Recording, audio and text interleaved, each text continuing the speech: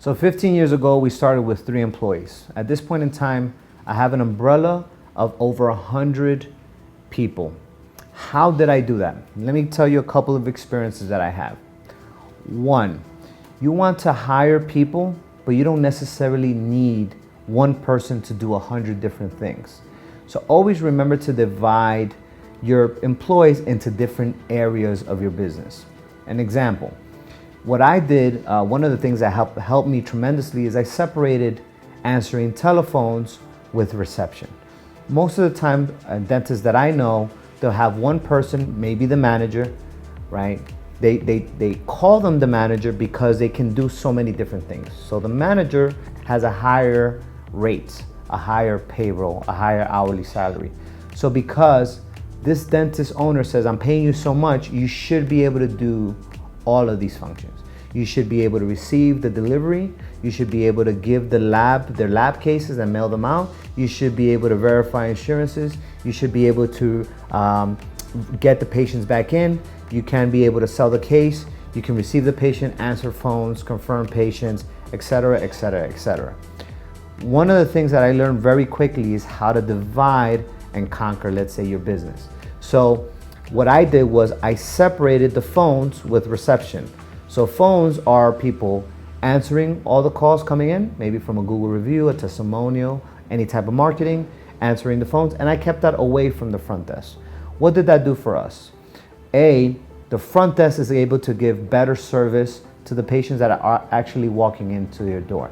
The hardest thing in the last 15 years that I found was how do you get people to walk in your door? I think that's the hardest by far. By having the phones being answered at a separate location, that person on the phone can have a different salary, can have different motivators, commissions, etc. So for example, if a person's on the phone and they're no longer distracted by the delivery of the food or somebody's husband or wife or patient, they give more attention to that new potential patient. A couple books that I have read, I learned that it costs from $100 to $500 to generate one new patient lead. And that person is not guaranteed that they're gonna buy your services, pay for your services. So that's very important to take into consideration. So when somebody's picking up the phone and they have all their attention on that patient, there's a lot better service. The patient perceives that this is the place that they wanna go. They know dentistry expensive, so you're not the first or the last office they're called. So please, every single new patient call is gold, okay? The second thing is the receptionist can give the patients, once they show up, a lot better attention.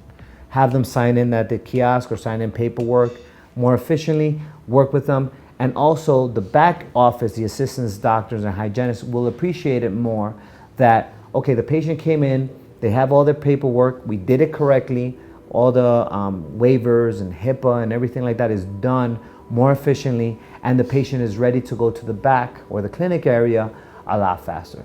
Always remember that it's very important to have the front end office, right, the receptionist, insurance, and management in line with the clinicians, hygienists, and assistants. So this is another tip that I think can be very helpful in expanding your practice. At this point in time, 100 people are part of my team that in some way or another I pay for or on payroll, whether they're W-2 or 1099. And it's very important to also understand that not everybody stays at their first job. What does that mean? Think about it yourself. Are you currently in the first job you've ever worked at? Right? Is this your first and only job in the history of your work and corporate life? The answer is probably no, right? So always remember that people, no matter how much you want to retain them, how much you raise their salaries, may have different goals and intentions. So always have a plan B for anything. So if you really need a doctor in your office, an associate to do extra work, maybe have one main doctor, but you also have another associate just in case. Are you trying to really get hygiene department going? Okay, as opposed to giving one hygienist 40 hours a week, hire 2 hygienists, 20 and 20, but also talk to them and tell them, hey, listen, what are the days that you're available just in case the other hygienist is not able to go? So those are a couple of things that are really, really, really helpful. Another tip that I tell everybody is, in dental school, you never take a class in human resource, you never take labor law, you never take how to really motivate your staff and your employees. So I always highly suggest is sign up for a service, an HR service. Hire a part-time HR professional. In my group, we have about 3 to 4 part-time HR professionals. What has that helped us do? A, the employees have somebody they can email and call anytime that really understands how human relations work, how the most valuable asset in your office is your employees, right? And having somebody that really understands that and knows that is absolutely imperative. It's worth its weight in gold. So what we do is we'll have that person introduce themselves to the staff and say, hey, is there anything you need? Please let me know. And the employee will reach out to them a little bit more freely. A lot of dental owners will say, no, I can do that myself. I have great communication. I have the best employees in the world. Fine. But if you're not growing 20, 30, 40% every year, okay, one of the reasons why may be that you don't have enough qualified personnel or the right personnel.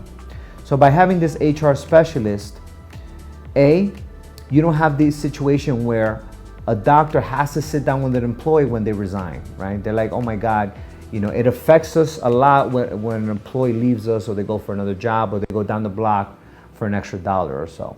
So by having an HR professional that is not the owner, A, it saves you a lot of stress, hassles, drainage of energy as a business owner who you focus on collections and expanding your practice and dentistry. B, it's a lot easier for the employee to actually ask for help, right? A lot of times they're giving you signs that they're not happy. They're giving you signs that they're looking for other jobs. This HR personnel can actually predict if you're having problems at home or you're gonna move or things like that. So having that professional can save you thousands and thousands of dollars. The other thing that I think is very key is the HR professional can help the dentist who's an owner understand humans, right? Lets you understand that, hey, this is how you should raise your employees' pay. How to evaluate every 3 months. What is the industry standard in terms of payment and benefits? Do you have to give benefits? How to stay out of trouble with the law? Every state is different, so having a professional in that state can also prevent you from having problems with the labor departments or going into court for something with an employee that you didn't have any idea existed. So all of these tips have helped me tremendously in going from 3 employees to 100 employees. And now within our network, we're generating millions of dollars every couple of weeks.